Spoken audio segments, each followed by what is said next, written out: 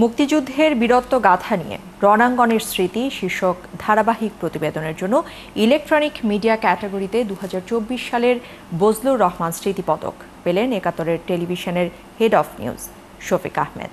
বিকেলে মুক্তিযুদ্ধ জাদুঘরে তার হাতে পুরস্কার তুলে দেন এমেরিটাস অধ্যাপক সিরাজুল ইসলাম চৌধুরী।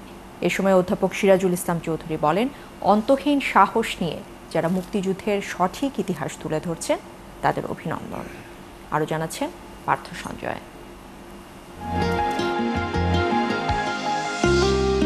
মহান মুক্তিযুদ্ধে অসীম সাহস ও বীরত্ব নিয়ে যারা লড়াই করেছিল তাদের কথাই শোনাতে চেয়েছে 24-এর বিজয়ের মাসে ৭১।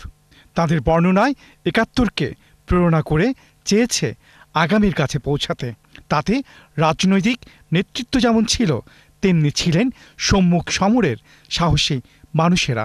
মহিলার বাচ্চা নিয়ে দৌড়াচ্ছে, পিছন থেকে এক লোক চিৎকার করছে, এই তোমার কোলে ওটা কি?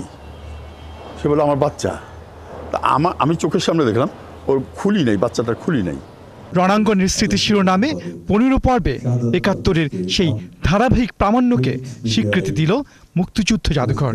প্রখ্যাত সাংবাদিক বজলুর রহমানের স্মৃতির প্রতি সম্মান জানিয়ে প্রবর্তিত পুরস্কার বজলুর রহমান স্মৃতি পদক 2024 পেল এই ধারাবাহিকের প্রতিবেদক একাত্তর টেলিভিশনের head of news Shafiq Ahmed. কেন ৭১ এই পুরস্কার পেল, জ্যেষ্ঠ সাংবাদিক সোহরাব হোসেন তুলে ধরেন সে কথা।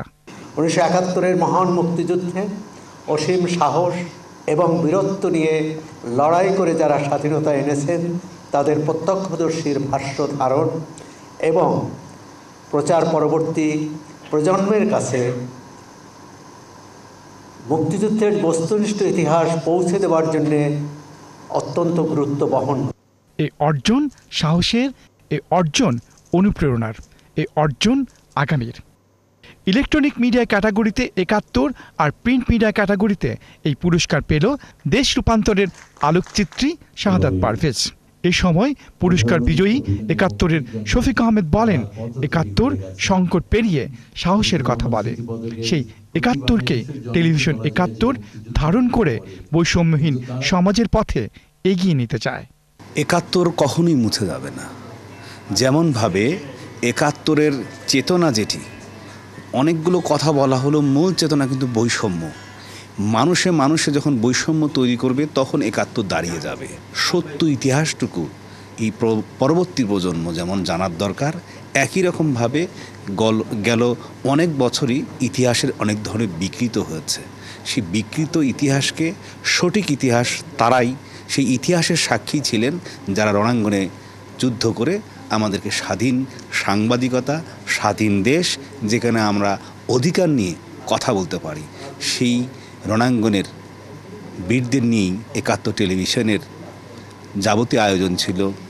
24 সালের বিজয়ের মাসে ৭১ যেমন ছিল বৈষম্যের বিরুদ্ধে, একই রকম ঘটনা 24-এ এসেও সেই বৈষম্যের বিরুদ্ধে, এবং বৈষম্যকারীরা বরাবরই পরাজিত হয়েছে, ভবিষ্যতেও বৈষম্যকারীরা পরাজিত হবে।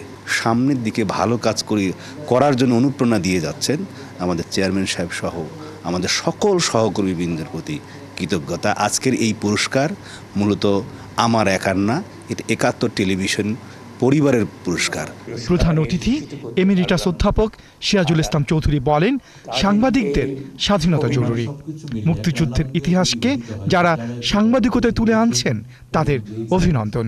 তাদের কাজ অন্যদেরকে অনুপ্রাণিত করবে, কিন্তু আসল যেটা দরকার সেটা হচ্ছে এই যে সাংবাদিকদের স্বাধীনতা।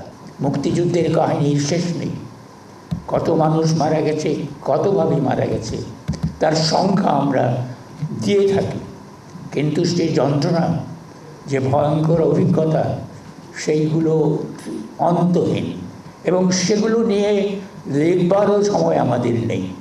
সেজন্য মুক্তিযুদ্ধ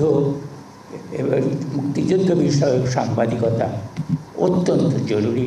2009 সালে প্রবর্তিত এই পুরস্কার দেশে মুক্তিযুদ্ধ বিষয়ক প্রতিবেদনের সর্বোচ্চ স্বীকৃতি। পার্থ সঞ্জয়, ৭১, ঢাকা।